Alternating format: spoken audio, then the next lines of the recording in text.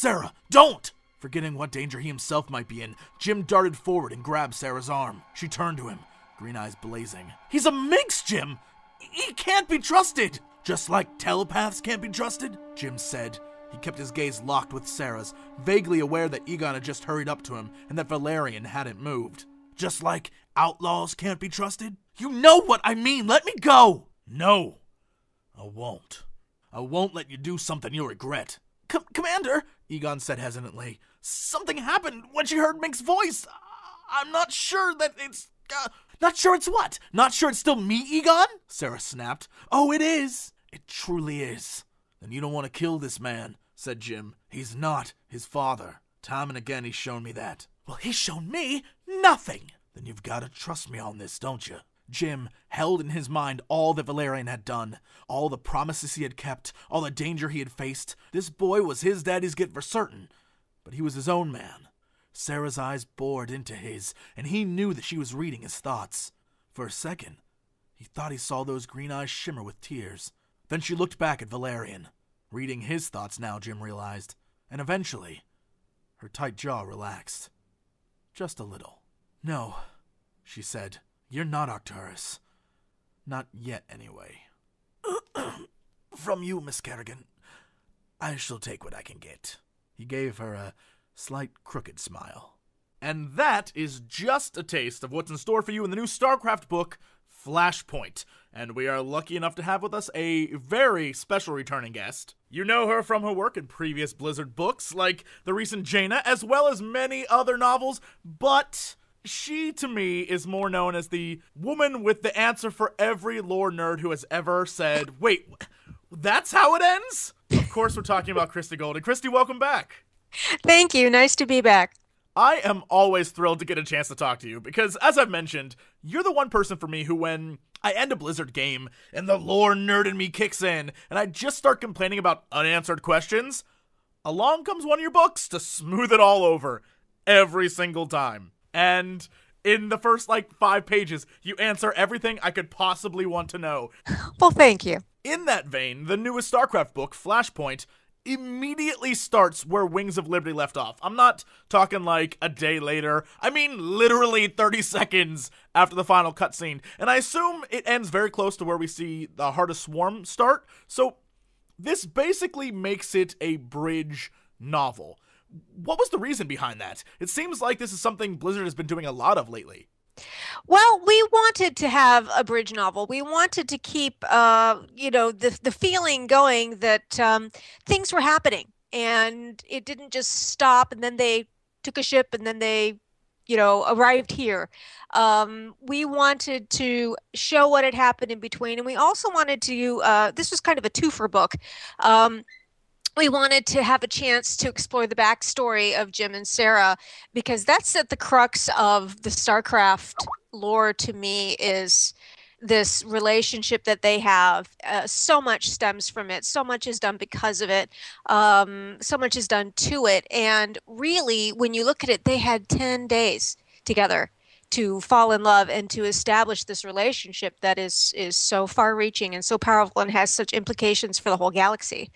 And so we sort of layered them one atop the other. We had this very linear story of getting from point A to point B, and then we were able to delve back into the very deep wells of their backstory. So that was a lot of fun. One of the things I really liked about the book was that they really didn't have that much time together, and in StarCraft 1, it went by very quickly, and so you could tell there were hints of a romance there, but I'm glad that the book sort of expounded upon that and created much more of a story between the two, because he does go from a character in the first game that is, I am going to kill you, I hate you so much, but you understand that that's because of his just immense love for her, and that's why he goes back to get her, and I think this book makes that very, very clear.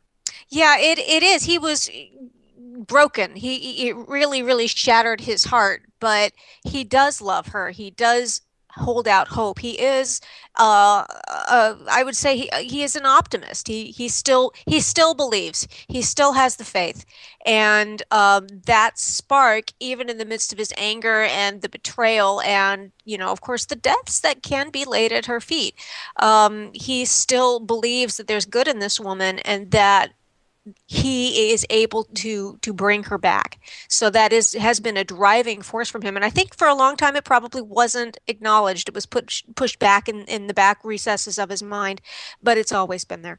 And along those lines, another thing we get to see in the book is the inner workings of Kerrigan, her psyche, and sort of what's happening inside of her mind and who she really is deep down. And I love that, because she might be one of my favorite characters of all time.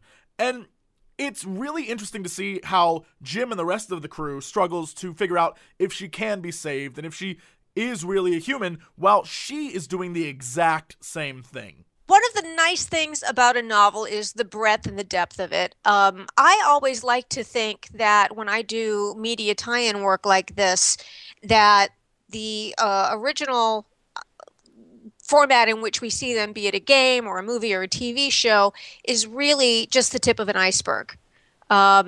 Because there's so much there, and the books allow you to get the readers to spend many, many hours getting to know these people, hopefully bone deep. And so we were able to do that with this book. I was able to kind of drop in very deeply, especially with Sarah. I had a chance to hang out with Jim and Tychus in Devil's Due, and that was a lot of fun, but it was a totally different feel. This is very deep, this is very serious, because Kerrigan's whole life has been extremely tragic. And we go back to some pivotal points in her life where things happen to her. And sometimes we're able to see those, and other times we have her talking to Jim about it. We talk about what happened to her when she was taken, and we talk about what happened to Jim's son, likely, and things like that. That's what makes these 10 days a lot more. Everything is intense. Everything is magnified and enhanced. It was chronologically a very brief period in time, but it was a very intensely lived period of time with two people who have lived intensely. So with all the new looks at old characters and the plot rapidly moving us forward into Heart of the Swarm, I'm curious about some things that happen in the book.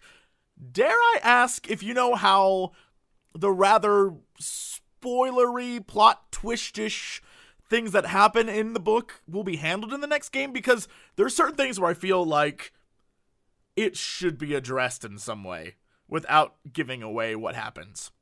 I actually don't know that much about Heart of the Swarm.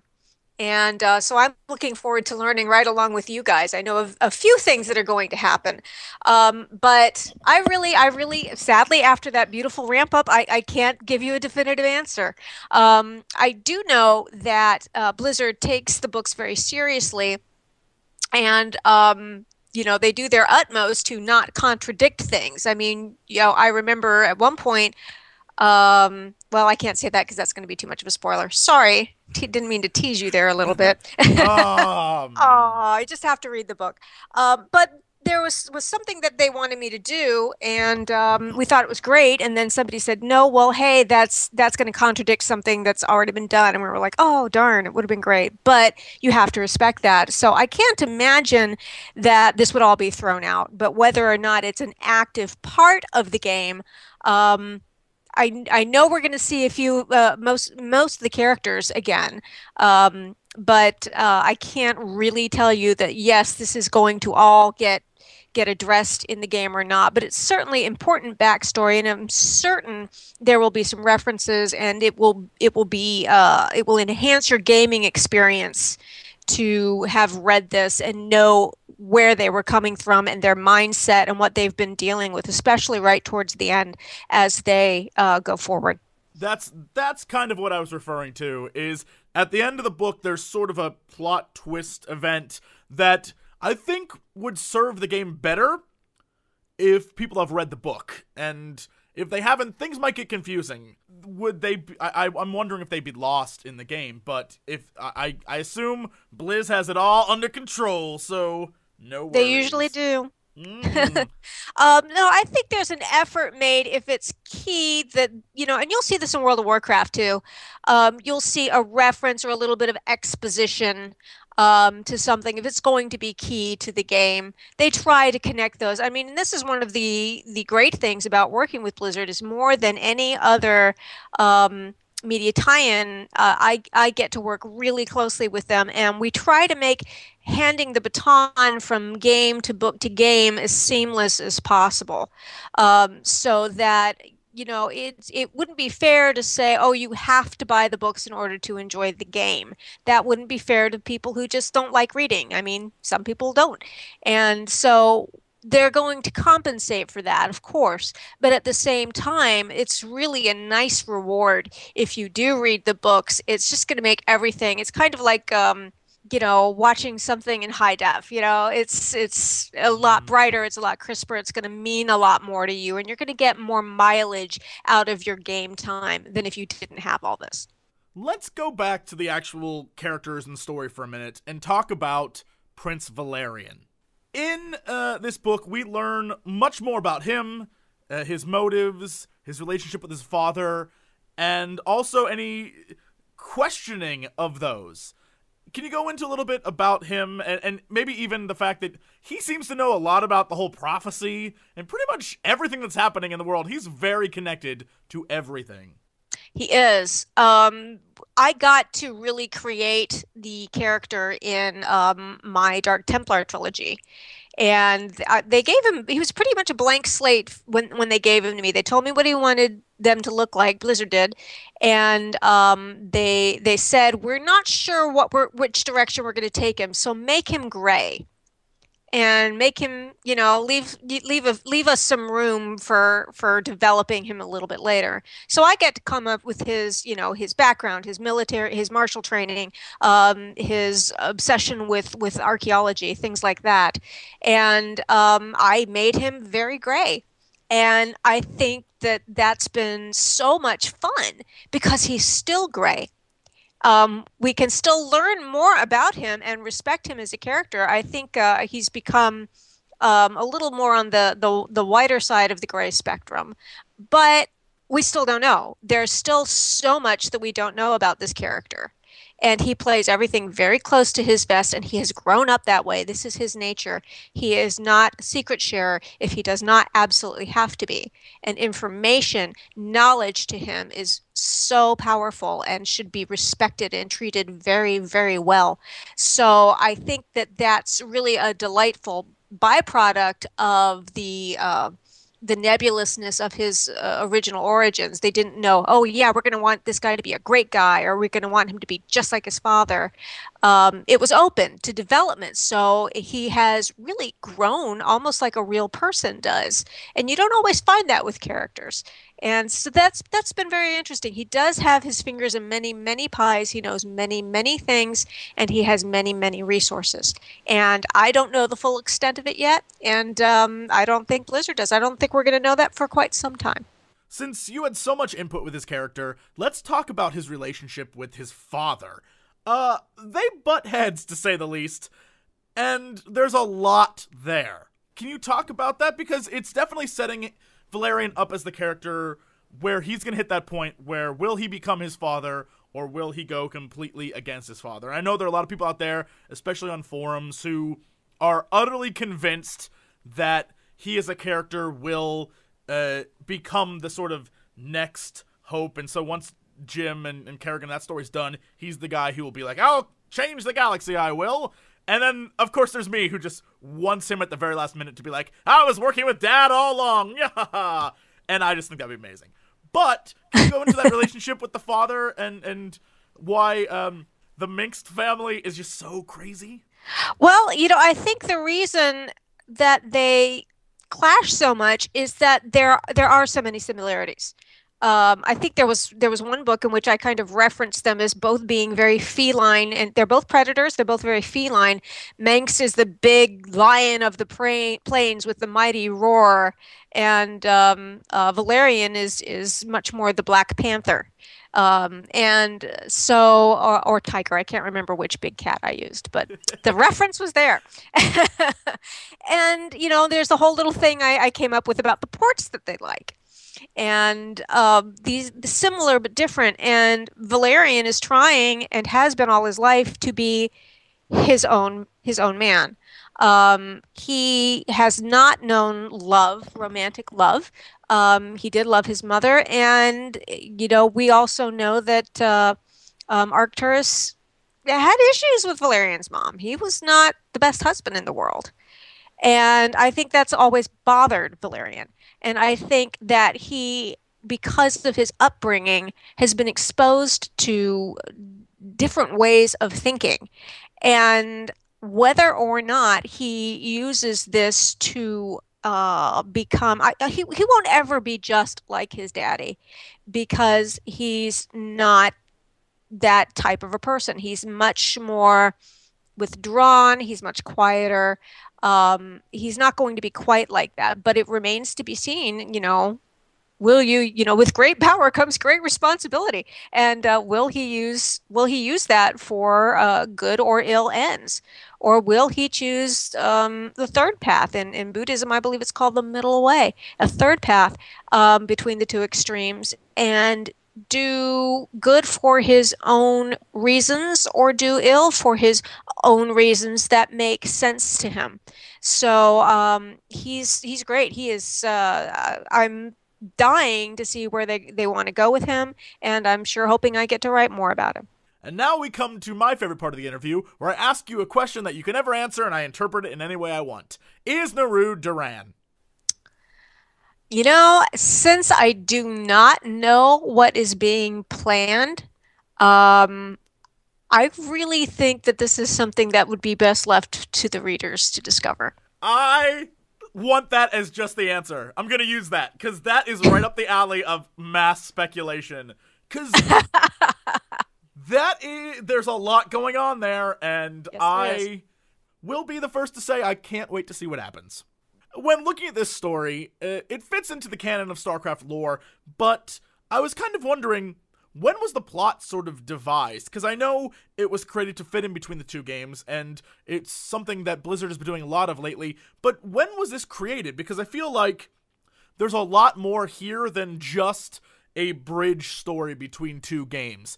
It seems like there's a lot to connect it to the old books, to connect it to the old lore, and I'm wondering how much planning actually went into this one book. Well, this has actually been sitting a little bit. The timelines kind of blur together because I'm working on so many different projects at different times. But it was shelved for a while because we did want it to come out before the game, but not too much before. I think the idea is we have seen ever since Arthas, which sold so very well. Um, Thank you, Dark Prince. But I call Thrall my good son and Arthas my bad son, and they've both done well by me.